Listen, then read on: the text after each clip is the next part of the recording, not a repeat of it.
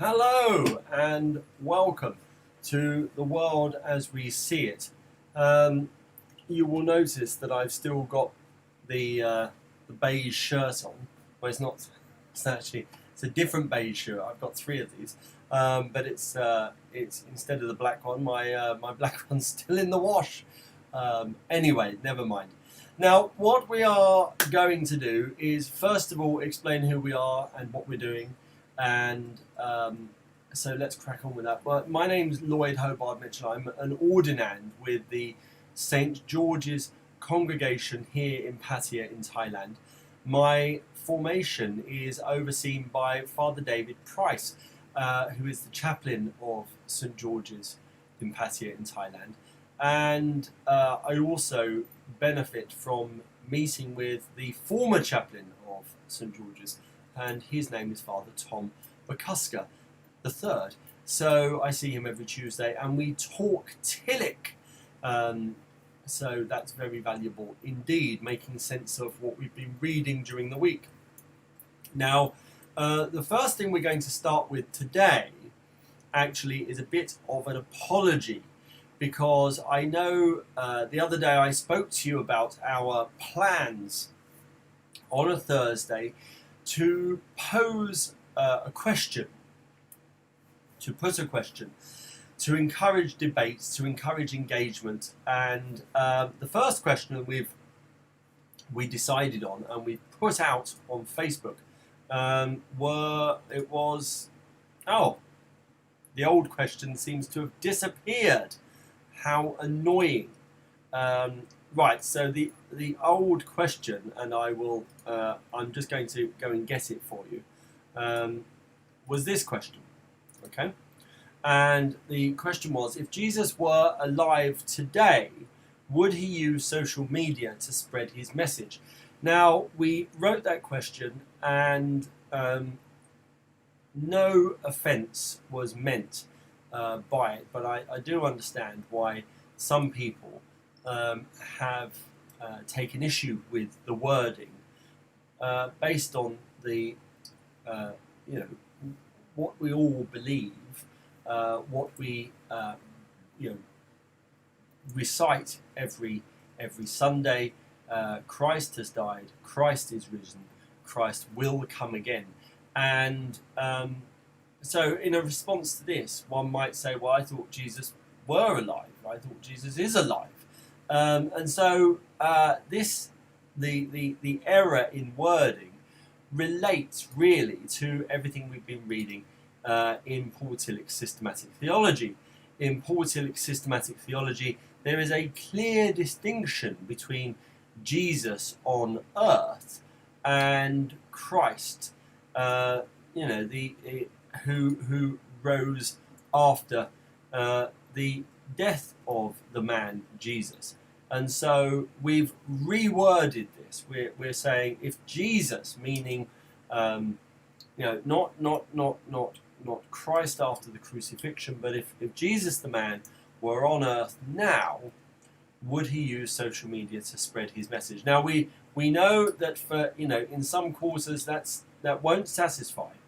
But how do we pose the message when we've only got limited space for words? I think we made a change in good faith. We've taken on board the feedback, and hopefully that is less offensive in terms of a question than what it was. So and for that it was a mistake. It was I actually described it today. It was a bit of a schoolboy error. I didn't think. I ran into it a little bit gun-ho.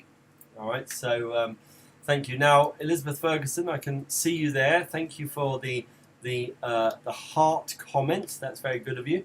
And I'll just move my phone so I can see who else comes along. And we've had a like by Father David.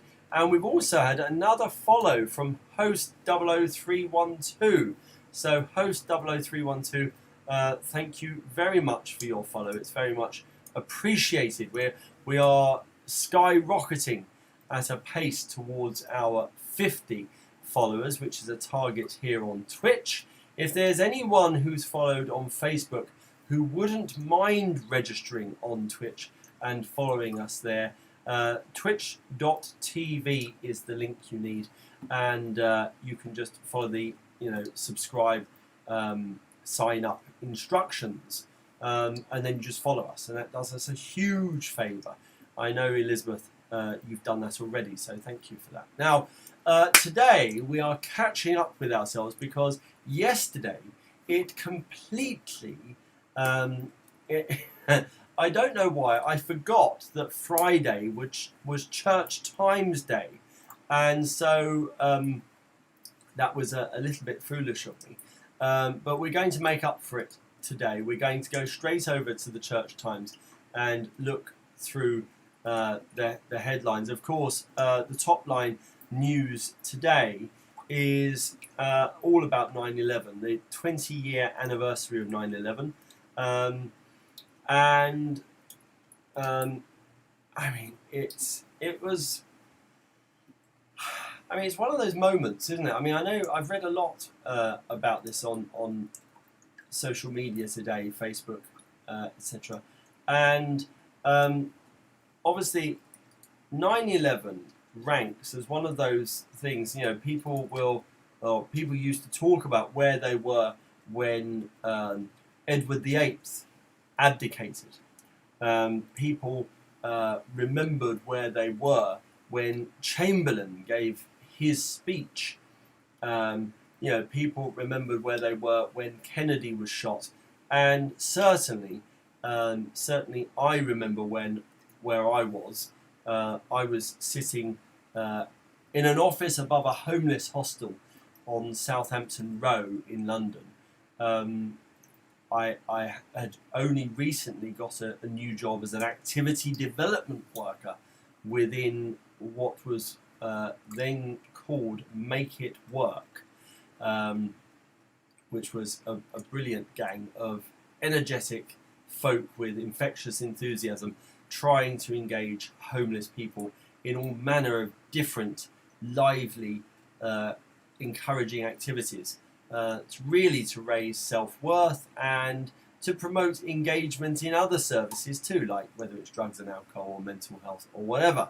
And I remember I was late going to... Oh, we've just had a follow from PCSM Church. That's great. Thank you very much for that follow.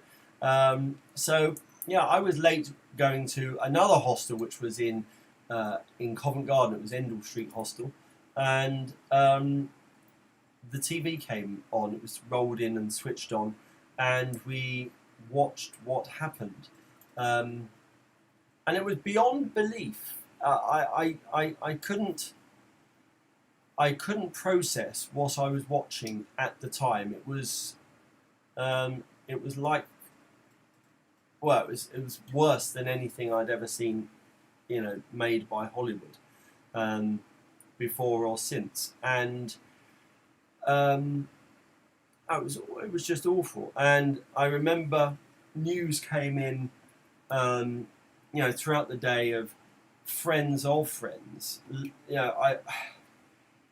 It seems so awful to say I was one of the lucky ones who didn't directly know anyone who died on that day. But I do know folk whose friends or family did die on that day, and it was a senseless death. It made no sense whatsoever. They'd gone to work, it was a normal day, and no one could have predicted what happened. So certainly I know, having spoken to Father David earlier today, there will be mention of the victims of 9/11 in tomorrow's intercession, and rightly so. Now let's go on. Of course, we're talking about the first responders, of course. Now, Church in Wales gives gospel-inspired lead to the C of E, says Bishop of Liverpool. And this is specifically in relation to the recent decision of the Church in Wales, to bless marriages, same-sex marriages in church. They haven't gone as far as to say that they will conduct weddings in churches, but they have said that they will bless the union of same-sex couples. And so I don't know other people's opinions on that. You're very welcome to get in touch, leave a comment, tell us what you think. Now, this one, Food Bank Charity, this one's particularly close to my heart, having dealt for nearly 20 years with folk who were living with the effects of poverty. And it seems to me a very strange situation where not too long ago, a number of weeks ago, we were having billionaires, Richard Branson, Elon Musk and Jeff Bezos, billionaires in a space race, a privately funded space race to get their spaceships out to space. And, in the same period, really, we're having a discussion that universal credit in England is going to be cut. And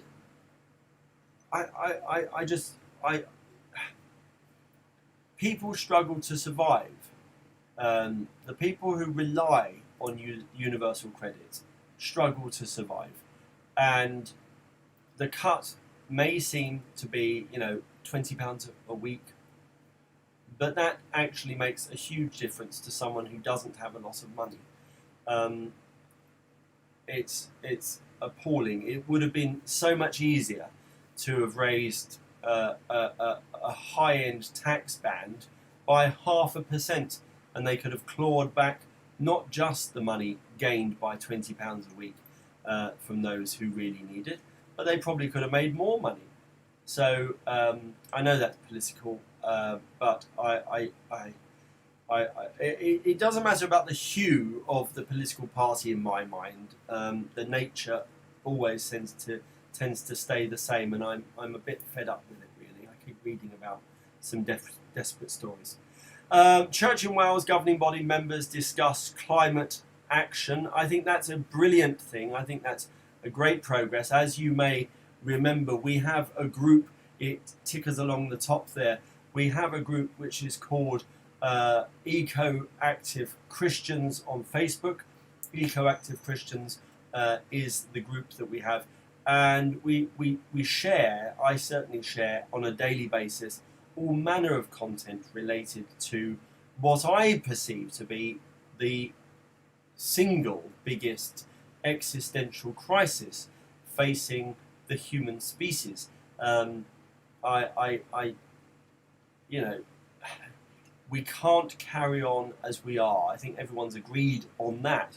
And in order to avoid potential catastrophe over the next 30 years, we're going to have to make quite a few changes in terms of our own behaviours very, very quickly.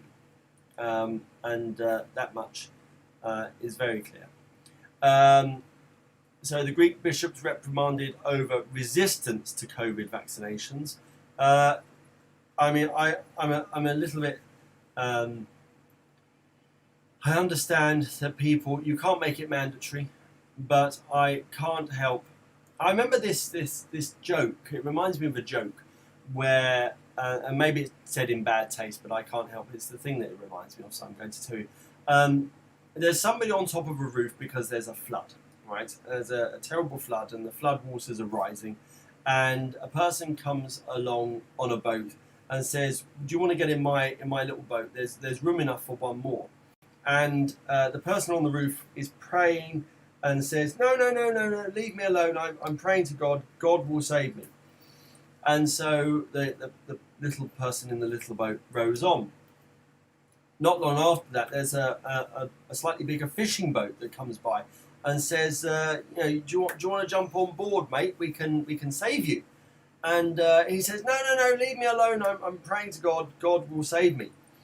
And not long after that, a very large kind of tour ship, one of these cruise ships goes past, and as it floats past, there are people shouting, "Here, we'll throw you some ropes, you can climb up the ladder, get on board." And he says, "No, no, no, God will save me." And sure enough, the flood waters come up and he drowns. And when he meets, the joke goes, when he meets Peter at the gate, he says, "I was praying, I was doing everything right, why didn't you save me?" And Peter says, "We sent a man in a small boat, we sent a medium-sized fishing boat, we even sent a cruise ship, and you refused to get on." Now, I know I joke about it, maybe I'm being facetious, but this idea that there is something which we know, scientists and so many folk around the world, the trials have been live trials. Millions of people have been injected with these vaccines, and very few people have been so ill from the vaccines that have died. I mean, it's a minuscule percentage. The large percentage of people who are going to hospitals and suffering now are unvaccinated people.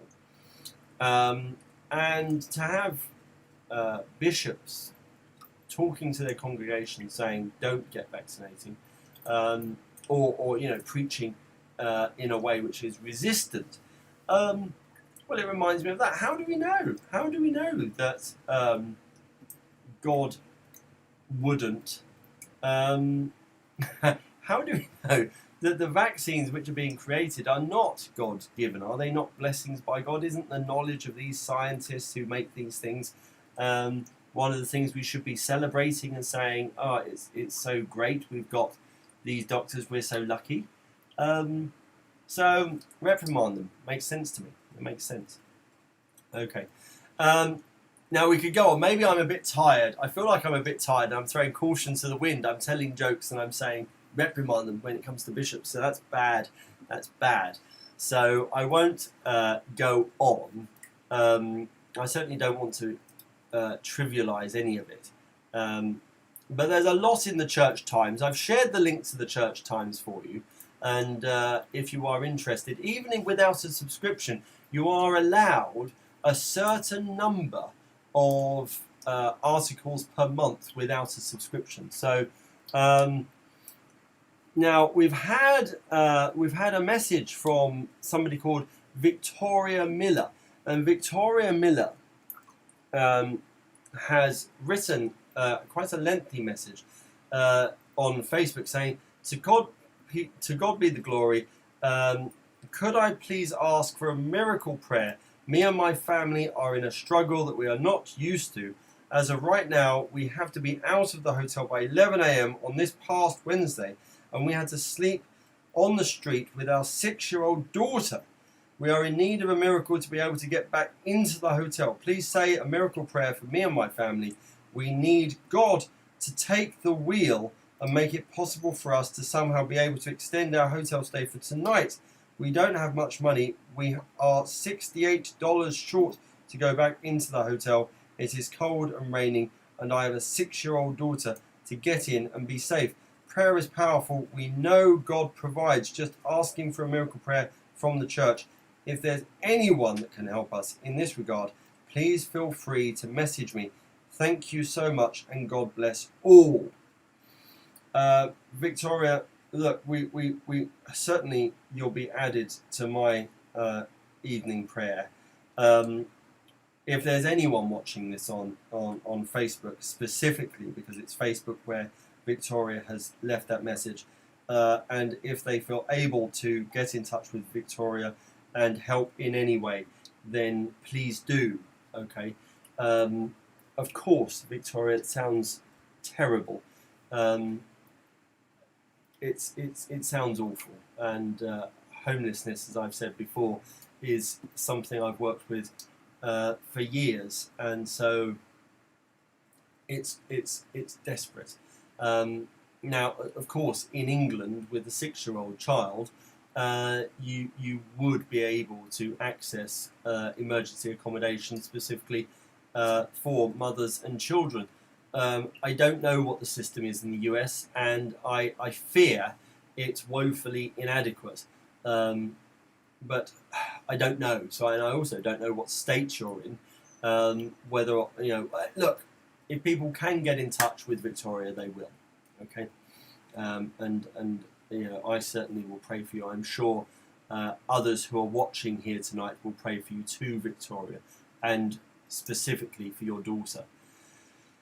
Now, what we are going to do is we're going to move on from the Church Times. We're going to go over to the St George's Pater website and look at the order of service. Now, as I do whenever I've done this on Twitch, what I like to do is go from the front page. I know I was already in the order of service there. That's a little bit cheating. I don't want to be in there. I want to take you through from the front page. And so from the front page of our website, you can click either, it depends what your view is. Sometimes if your screen's very narrow, then you click on those three lines and that brings up the menu. If you've got a wider screen, then it will be a top bar menu, but the words are the same. And so we go down to sermons. We go down to the sermon page, and on the sermon page, we go to the 16th Sunday after Pentecost, 12th of September, which is tomorrow. And there's a link here to watch this on Twitch. There is a collapsed and expandable accordion, okay, and you just click on the plus signs. Now, all of the hymns are here. You've got all the words for all the hymns. You've got the so you can follow the service. You can keep going all the way down, and we've done it on these collapsible accordions. So when you get to specific parts of the liturgy, then you can just click on it and you know where you are, you're following.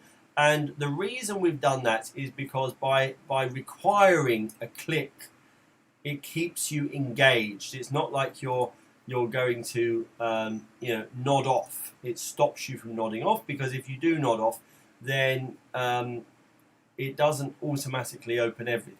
Okay. Then when Father David says, please turn to Eucharistic Prayer C, page 19, you click here, and that takes you to the Eucharistic Prayer page 19. Let's go back down to the bottom. There we are. And this is the Eucharistic Prayer. So the best thing is, all the way down at the bottom, not just, I was going to show the contribute to our work button, but I don't have to. We will look at the music section, and the music section is very important, because what Father David Price, who the chaplain of St George's here in Patia, does is he records all the music which we're going to be hearing as part of the service, and you can play it. So this is normally prepared on a Monday. Normally by Monday evening it's available, and you have all week to listen to the music and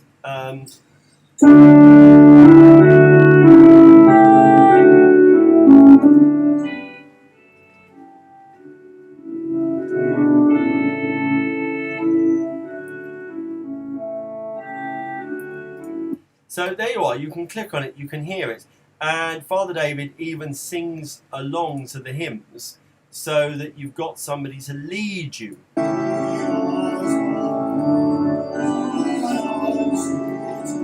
And I promise you, it's very helpful. So in terms of preparing for service, if you're going to be watching online, then there's no reason why you can't practice and sing along.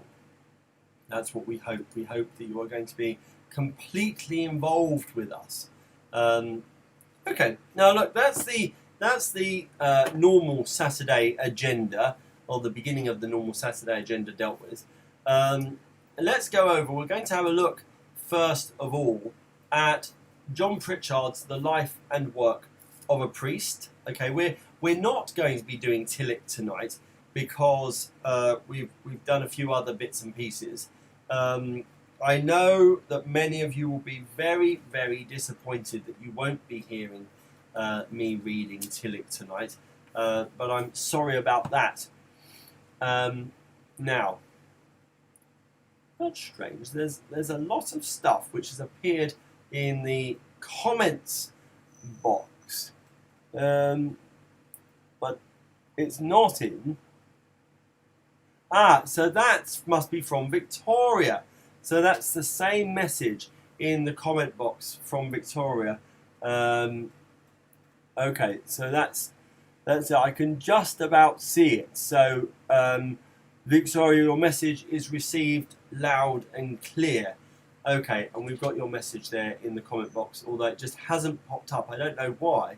It hasn't popped up in the main chat room, and that's a bit strange. So, okay, I don't know why it's not popped up, but there we are. Now,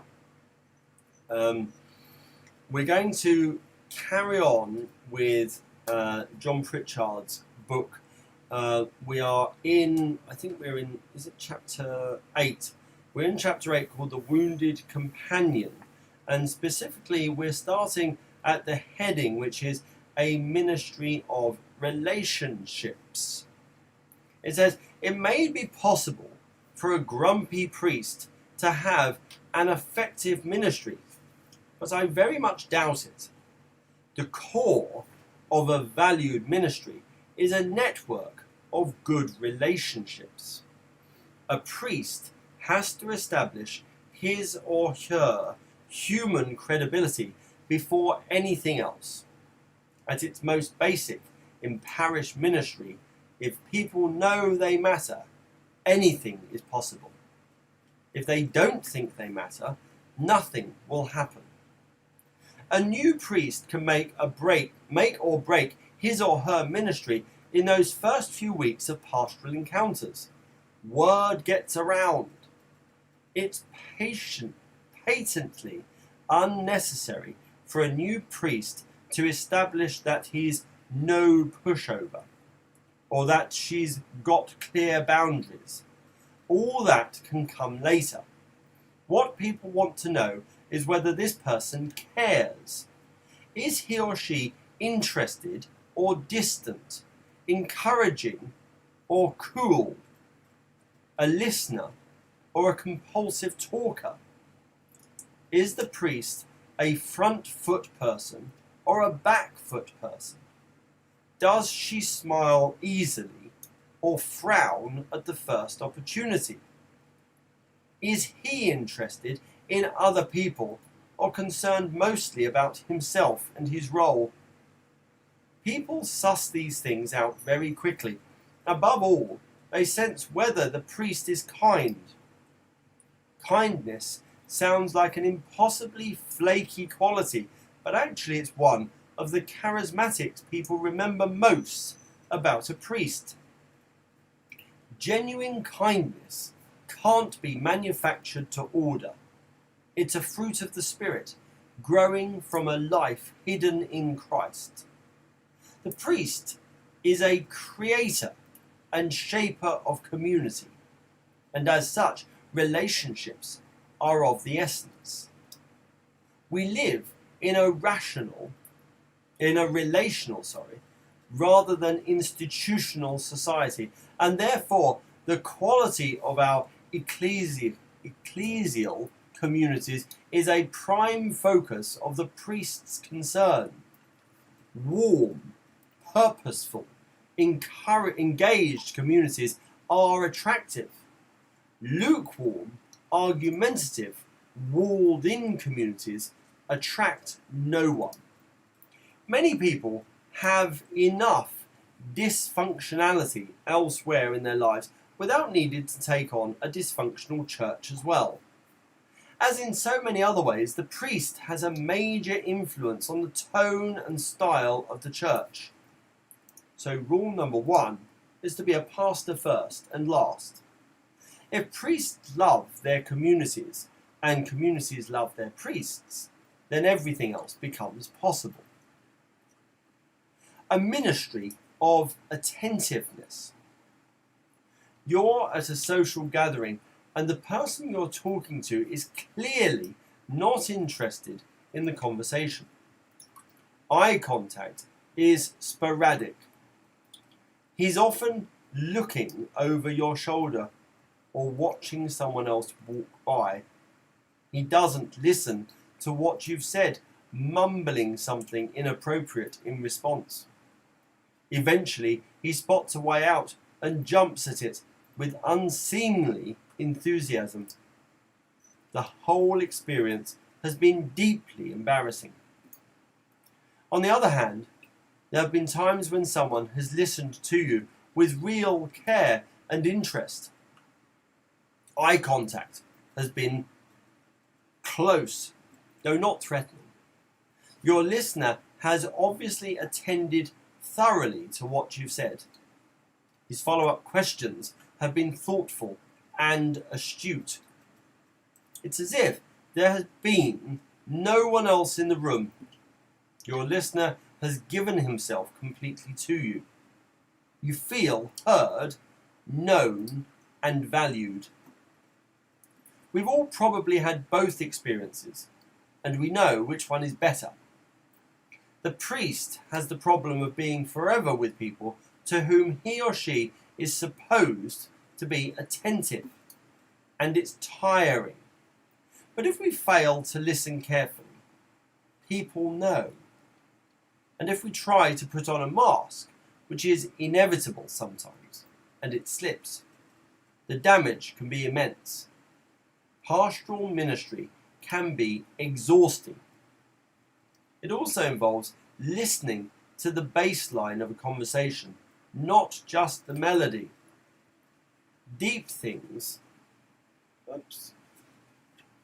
may be afoot. The throwaway lines are the key ones that give away the anxieties. Listen. Always listen. And this applies even when people don't greatly return the compliment. People often talk easily about themselves, but fail to express much interest in the life and times of the priest, and that can leave us feeling somewhat hurt and devalued. We simply have to accept that. It's not intentional, and it's part of the cost of being a good listener. Not only must we attend fully and carefully, we need also to remember what we've been told. If we ring someone up with a request for a job to be done for the church and forget that the recipient of the call has a father who has just had a serious operation and is hanging on to life by a thread, our call may not be greatly appreciated. Most priests have made this mistake at some stage. We need to write things down and pray for a forgiving laity. Professional detachment is a much overvalued skill in our society. Priests have professional skills too, and discernment is one of them. But they also need to hold to the gift of godly attentiveness.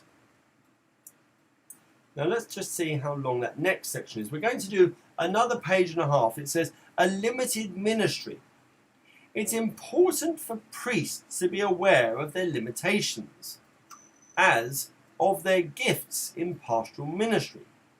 In the first place, we all have our disabilities. We are not omnicompetent pastors dispensing boundless care and wisdom. We bring our own wounds to ministry and hope they won't get in the way, or even that they may be used by God in the healing of others. We need always to be opening ourselves to our own healing through the grace of God and the safe people God gives us. Pastoral ministry is unsettling. It's unsettling when I meet a saint and feel wrong-footed by that person unpolishing beauty. It's unsettling when I meet a sinner, a trusted parishioner, who I previously thought was beyond reproach. It's even more unsettling when I find that the sinner is myself, and yet again I've misjudged my capacity for failure. I've always found one of the wisest pieces of advice in the New Testament is in 1 Corinthians.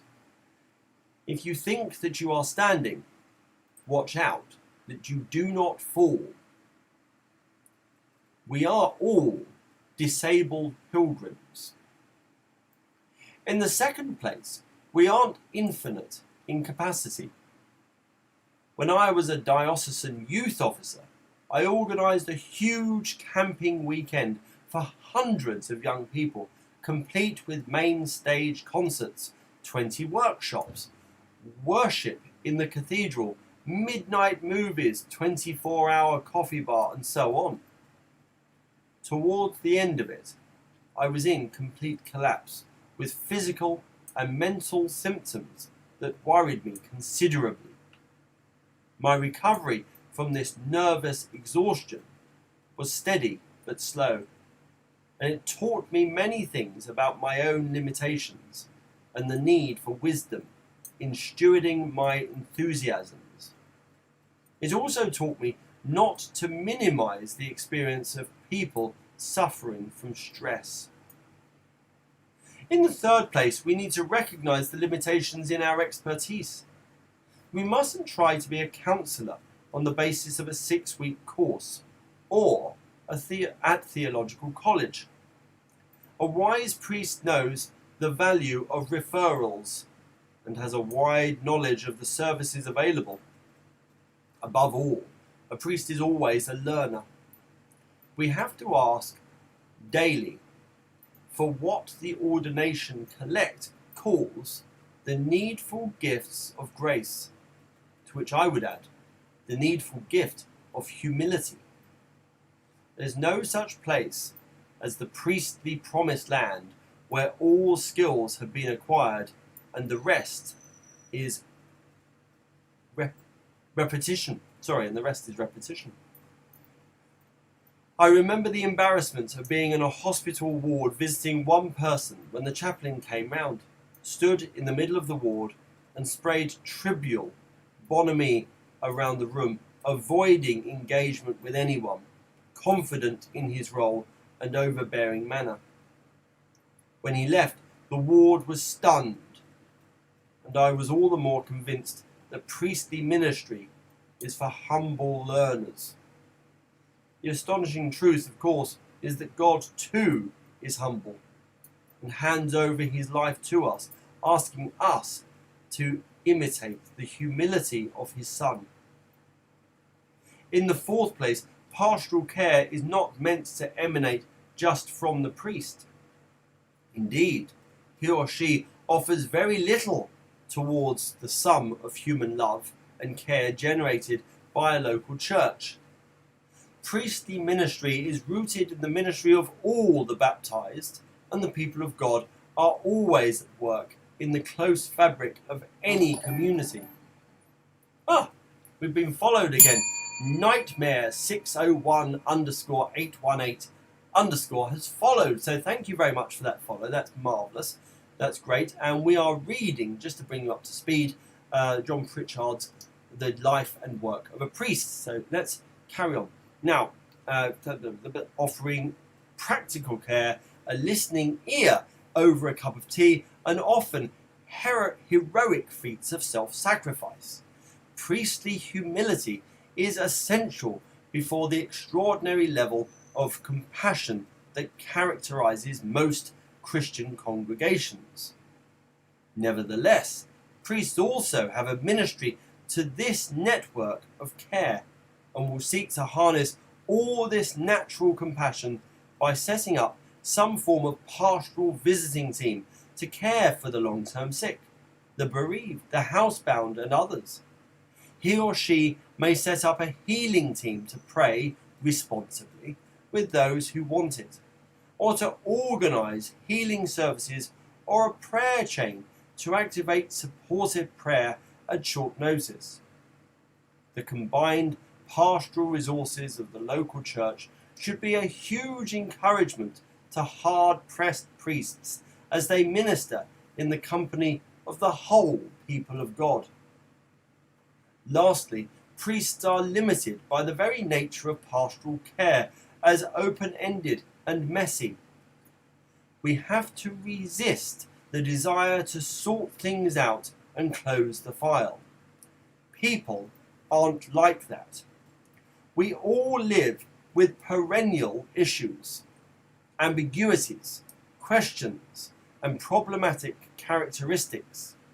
Pastoral care is bound to be an exercise in loose ends as we accompany people for a time and then step aside as they carry on the journey which is rightly their own. I think we're going to stop there. So we'll stop on page 74 where it says a ministry of accompaniment and prayer. So we need to also acknowledge that Terry's watching, and so is Khalid. So welcome, Terry and Khalid. Now, we're turning our attention now to the book How Not to Read the Bible. We've been reading this book for some time now, and we are just going on to chapter 5, The Art of Not Cherry-Picking Bible Verses. It's on page 67 in the book if you've got it, and we'll start now. The art of not cherry-picking Bible verses. It says, I've studied the Bible, that's why I'm an atheist. Brought to you by the Don't Cherry-Pick the Bible Society. And that's an online meme. Have you ever looked into some of the strange and unusual state laws in the United States? Several of these are still in the law books today and have never been repealed. In Arizona, it is illegal for a donkey to sleep in a bathtub. In Kentucky, it is illegal to carry ice cream in your back pocket. In Connecticut, it is illegal for any beautician or barber to whistle, hum or sing while working on a customer. I used to have a wonderful Turkish hairdresser who could sing very well. It was wonderful. Anyway, reading these nonsensical laws makes you wonder why they were ever passed in the first place. Who needs a law about carrying ice cream in your back pocket? Bizarre laws about donkeys sleeping in bathtubs seem pretty ridiculous to us. But when you look into the history behind them, there is always a backstory. And the backstory provides us with meaning. Knowing why they were originally put in place and when is the key to understanding. For example, the law about not allowing a donkey to sleep in a bathtub was put in effect in 1924. The story is that a rancher had a donkey that frequently slept in the abandoned bathtub on the rancher's property. One day, a local dam broke and the water from the reservoir washed the bathtub and the donkey into a basin. Local authorities were called to help rescue the donkey, but it was not easy to do. It required a lot of effort and manpower to finally rescue the animal. To prevent such a thing from ever happening again, they passed a law that prohibited donkeys from sleeping in bathtubs. At that time, for those involved, it made sense to have that law. It was likely never prosecuted, but it was put in place for a reason at a certain time for a certain purpose. A purpose most of us cannot relate to today, since few of us own a donkey. The law against carrying ice cream in your pocket was originally passed to prevent horse theft. At the time it was passed, if you carried an ice cream cone in your pocket and walked by the horse, a horse would likely follow you because horses like sweet things. The horse would leave its owner and end up belonging to someone else. So a law was passed to ban ice cream cones in pockets as a way of preventing horse theft. It sounds crazy, but it made sense at the time. Apparently, having ice cream in your back pocket could make you a horse thief. Strange things from God that are confusing, embarrassing, and seem anti-Jesus. For many people today, reading Bible verses with strange and even horrifying laws and commands can be confusing and even upsetting. Some verses make no sense to us or even seem contrary to what we imagine God to be like. Since so many verses like this are from the early Old Testament books of the Bible, such as Exodus, Leviticus, and Deuteronomy, we need to look at what was happening in those books more specifically. To apply the principles from the first section, we need to never read a Bible verse and remember that the Bible was written for us and not to us. Starting with these two principles, we'll take a look at a few details that can make a major difference in making sense of verses about eating shrimp or wearing two types of fabric or touching a football. Who were these Bible verses written to? In the example of the United States laws about donkeys and bathtubs and ice cream cones in back pockets, the first step is understanding them is looking at the backstory. So let's apply the same approach to the laws that prohibit shrimp, blends of fabric, and football. Who were these Bible verses written to? The ancient Israelites. Many of the verses we've mentioned come from the books of Exodus and Leviticus in the Old Testament. The original recipients of these books, the ancient Israelites, lived approximately 3,500 years ago. These weren't written to us, nor were they written to answer the kinds of questions we tend to ask today. Each book of the Bible was written to a specific group of people in a specific place, and by looking at our Bible timeline from part 1, we can place where these laws fit into the bigger story. The books of Exodus and Leviticus were written to the Israelites after God rescued them from 400 years of slavery in Egypt. While we don't know the specific dates these events took place, we know it happened roughly between 1550 and 1069 BC. For those 4 centuries, the people lived in a land where many different gods and goddesses were worshipped. God now was leading them from Egypt into the promised land, where God would build his temple, where King David would rule, and through David's lineage, the Saviour of the world, Jesus, would eventually be born. In God's long-term plans, there was an important future for the people of Israel, through whom the entire world would be blessed. Now, I think what I'm going to do is stop there. We're going to stop on page 70, and it's a couple of lines down from the beginning of page 70, but I think I can feel myself flagging, and instead of enjoying the reading, I can actually feel myself just making noise, and I don't want to be doing that. That's not the point of this. I want to enjoy it. So I think we're going to stop there, right? We haven't, as far as I can see, got any questions about what we've covered in these 2 books tonight. We've got no questions, as far as I can see, about the order of service, which we went through, and we've got no feedback whatsoever about the church times. We do have that prayer request from Victoria, and we've read that out, so hopefully somebody will be able to get in touch with you, Victoria, and hopefully your difficult challenges you're living with right now will be resolved. I really do wish you the very best of luck. Now, what we are going to do now, which is what we always do, and I hope everyone who's watching right now will join me in doing, is we read the Lord's Prayer. So let us pray with confidence to the Father as our Saviour has taught us. Our Father, who art in heaven, hallowed be thy name.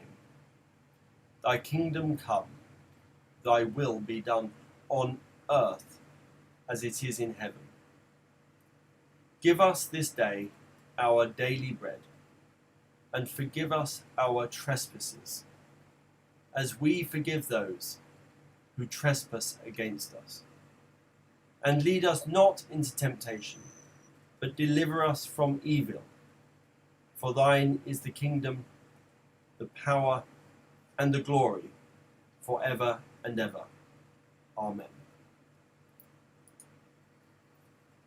Lighten our darkness, we beseech thee, O Lord, and by thy great mercy defend us from all perils and dangers of this night, for the love of thy only Son, our Saviour, Jesus Christ. Amen. Now, I'm going to say thank you so much for joining me today. It's been a bit of a roller coaster, as it very often is, but I feel like we've got through today quite well, much better than yesterday.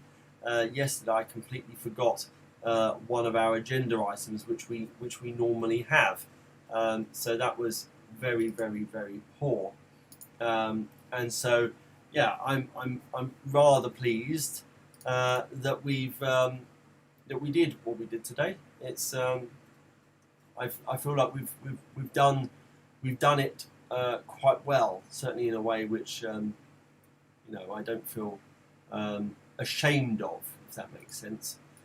So yes, thank you so much. I'm going to say, without further ado, with prayers and best wishes, bye-bye.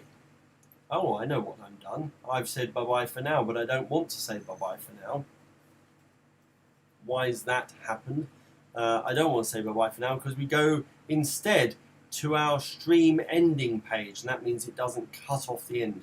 So there we are, and we'll turn the music up.